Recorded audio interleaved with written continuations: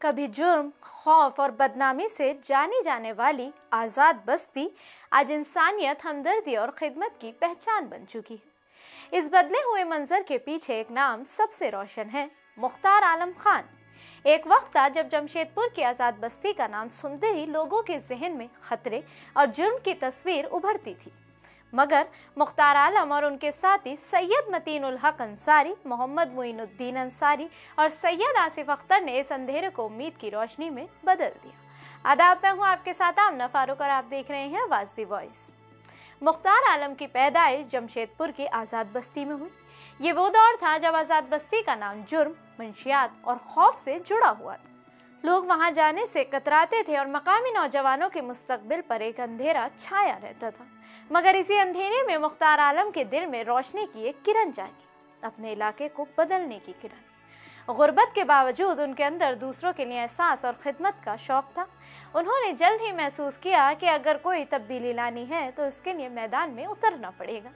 नौजवानी में उन्होंने अपने हम ख्याल साथियों सैयद मतीन उल हक अंसारी, सैयद मुइनुद्दीन अंसारी और सैयद आसिफ अख्तर के साथ मिलकर खिदमत खल्क का सफ़र शुरू किया। शुरू में ये सफ़र छोटे पैमाने पर था। वो बीमारों के लिए खून का बंदोबस्त करते, ज़रूरतमंदों को दवाएं देते और गरीब बच्चों को तालीम के लिए सहारा फराहम करते। लेकिन वक्त के साथ उनका काम बढ़ता गया और लोगों का एतमाद उन पर मजबूत होता गया। 2020 में जब दुनिया कोरोना वबा के खौफ से सहम गई थी, तब मुख्तार आलम खान और उनकी टीम ने हिम्मत नहीं हारी।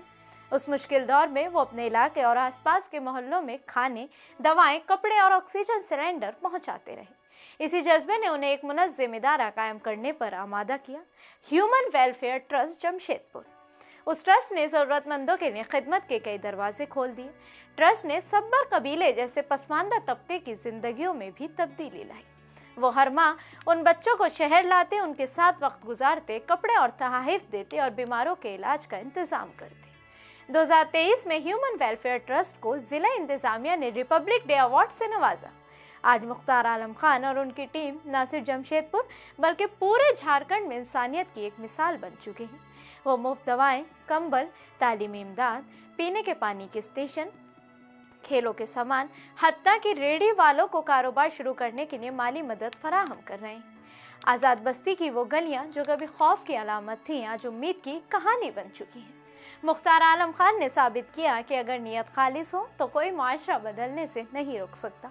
उनकी कहानी जमशेदपुर ही नहीं, पूरे मुल्क के लिए उम्मीद और इंसानियत का पैगाम है।